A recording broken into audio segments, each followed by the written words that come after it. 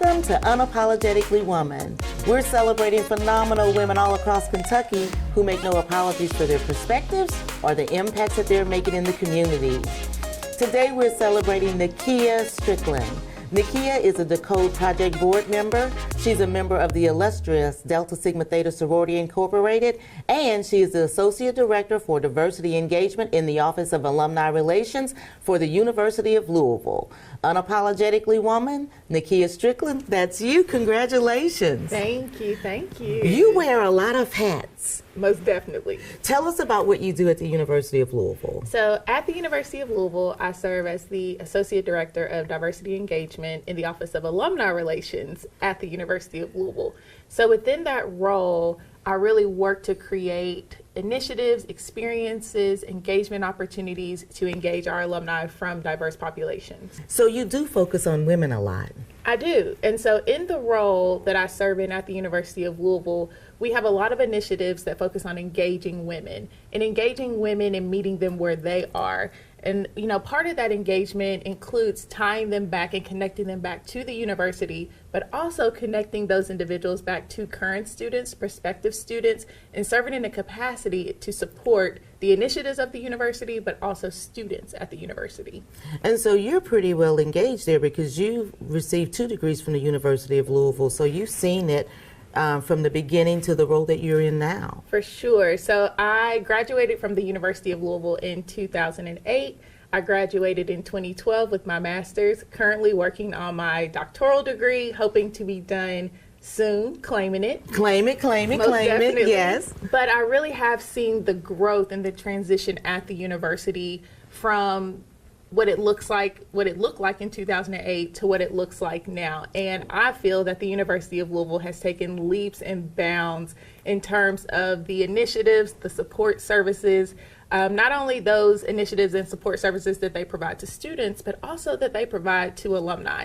When I think about the work that I do, one thing that I want alumni to know is that you may have been a student for a short time, but you're alumni and family and community and a part of the university community for a lifetime. And so keeping alumni connected with the university. Yes, ma'am, most definitely. And so not only are you invested in others at the University of Louisville, you also sit on several different boards. Tell us about that. So I have the honor and pleasure, and I say the honor and pleasure because it makes me excited to serve as a board member for the nonprofit Decode Project. And Decode Project focuses on, in a nutshell, teaching kids to read. And so we know that literacy really contributes to the confidence that students receive. It contributes to their educational journey and helps them to get where they want to be. And so with Decode Project, it was started by a phenomenal woman. And it is a pretty young nonprofit, but I'm so excited to serve in the capacity to support the nonprofit and serving on the board. What ages of children are affected with this program? And so Decode Project really focuses on elementary age children, school age children, and providing those support resources, not only to the students, but also their families as well, but providing them the needs to make sure and ensure that they know how to read.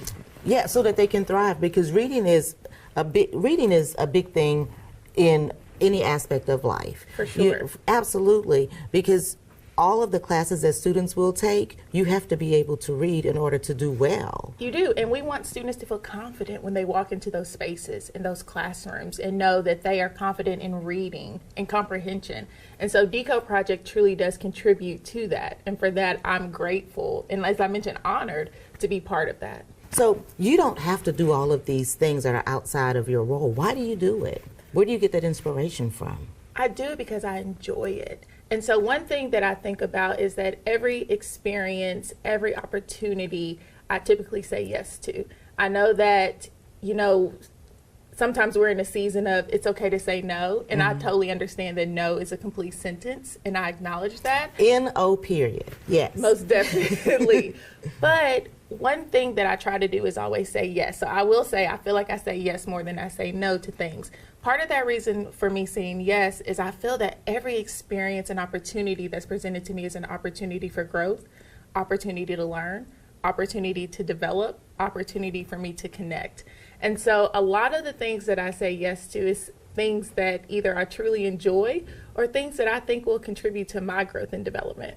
Wow, that's a great way of looking at it. Not only are you doing something for somebody else, but you're doing something for your own professional and self-development. I think that's pretty awesome. So not only do you do all of that work, you do a lot of volunteer work for Delta Sigma Theta Sorority Incorporated. Tell us about that. Yes, ma'am. So You're busy. booked and busy, but I enjoy it. You know, one of the things that I always get asked is, you do so much in Delta, you know, do you still love it? And I do. I enjoy every single minute of it. So in Delta Sigma Theta Sorority Incorporated, I serve as the Kentucky State Coordinator. So as part of my role, I work alongside... You just better. I work alongside the Midwest Regional Director, and I support and serve as a resource and assist all of the alumni chapters and collegiate chapters in the state of Kentucky. Additionally, I serve as a collegiate advisor to the collegiate chapter at the University of Louisville, and so I've been serving as an advisor for about 8 years. And then, of course, an active member with the Louisville Alumni chapter of Delta Sigma Theta Sorority Incorporated as well. And all of this is volunteer. Yes, all of it. You don't get paid one No. dime. I do not. I do not. In fact, I pay Delta. Yes, that's right. But I enjoy every minute of it. I enjoy being able to work with all the many members of the sorority across the state of Kentucky. We actually just had our statewide Founders Day this past weekend in Hopkinsville, Kentucky, where we welcomed sorors across the state of Kentucky. We welcomed our Midwest Regional Director. We welcomed our 25th National President. And it was just such a joyous occasion to be able to see everyone come together for this celebratory event. I enjoy serving as a collegiate advisor. I will always say my college students keep me on my toes. I bet they do. I remember when I was in college. But they make it fun. And I always tell them I would not do it if I didn't enjoy it. And so I have done it for 8 years because I enjoy it. I enjoy contributing to the growth and development of our collegiate members. I enjoy serving as a resource to them. Well, and those young women on campus are going to be out there doing their own things before you know what's going on. Most definitely. And I tell them all the time, as much as they learn from me, I equally learn so much from them. And they contribute to the growth and development as me. And so it's truly one thing that I really enjoy. So every aspect, every position, every leadership opportunity that I have held within Delta Sigma Theta Sorority Incorporated is something that I enjoy and I continuously say yes to.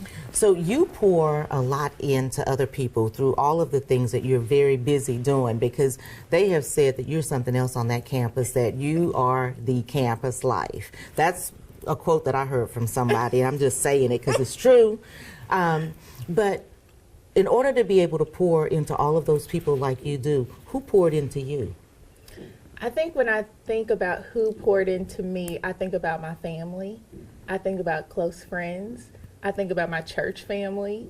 I think all of those components poured into me and truly make me who I am today, who you see sitting in front of you. Sometimes when I think back to growing up, I'm like, I would have never thought that I would be where I am today. But it's because of my journey, my path. Those who poured into me is what you see in front of you today. What about your mom? How does she feel when she sees you just killing it? How does she feel? I think she is very proud. I know I told her that I was coming here for this today, and I sent her information about it, and she was like, I'm so proud, very excited. And so one thing I can say about her is she is so supportive in everything that I do, and for that, truly appreciative of her. And so when you're not doing all of these things, volunteering, you're somewhere watching TV.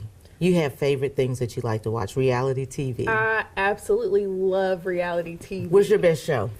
Ooh, I love the Real Housewives franchise. So I just watched Real Housewives of Potomac Reunion Part 1. And so I am a huge reality TV person, and that's one thing I feel like people don't know about me. And so when they ask me, like, what's something that folks don't know about you, I'm like, I love reality TV. I love it all, from Real Housewives of Atlanta to Love and Marriage Huntsville. See, I'm 90 Day Fiance. I could do 90 Day Fiance, Married at First Sight, things like that. And I always get people suggestions of what they want to watch or need to watch. Or I get people that call me and are like, I'm not feeling well right now.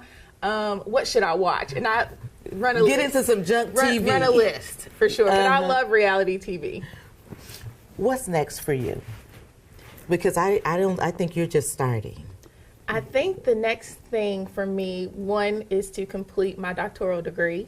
And what are For sure. What are you studying? So I am pursuing a PhD in educational and counseling psychology with a concentration in college student personnel. And so really focusing on higher education administration. And so I feel like the next step would want to be complete that.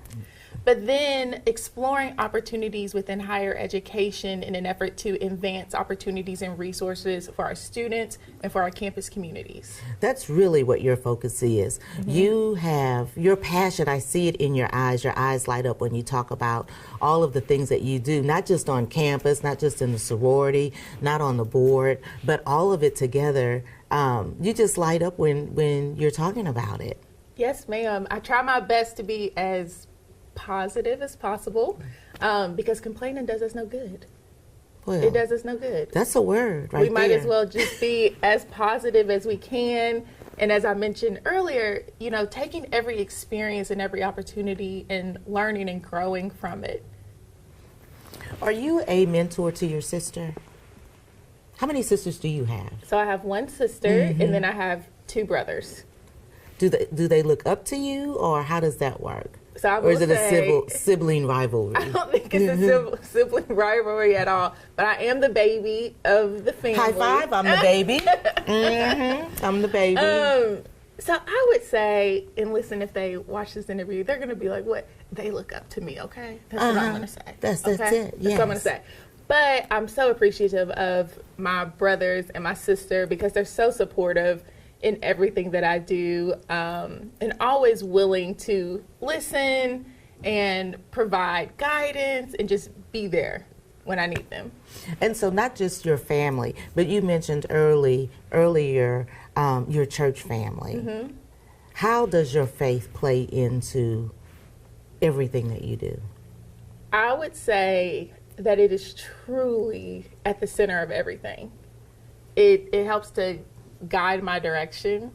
It helps to steer every opportunity that's presented. One thing that I keep in the forefront is a little quote, and it says, feed your faith and your fears will starve to death. And so I keep that at the forefront because I know that no matter, the journey, the opportunity, it can be scary. But if we just give our fears to God, everything's going to be okay because He's got us. He's got us. I'm going to leave you with the last word to young girls and young women that might be watching. What kind of advice would you give them if they're looking at you and saying, gosh, I wish I could be like her someday? I would say to give yourself grace, because that's one thing that I try to follow by. I think that sometimes in this world that we live in this environment that we're in, we're hard on ourselves. We put a lot of pressure on ourselves. So give ourselves grace, give yourself grace to maybe make mistakes, and it's okay because it's all part of our journey that leads to our growth and development. So the biggest piece of advice I would say is give yourself grace. Thank you so much, and Thank congratulations. you. Thank you. You guys heard it. Give yourself a little bit of grace while you're making your journey. Sometimes the journey is going to be tough, but just be a little bit kinder to yourself. I'll talk to you soon as we celebrate other phenomenal women in Kentucky on Unapologetically Woman.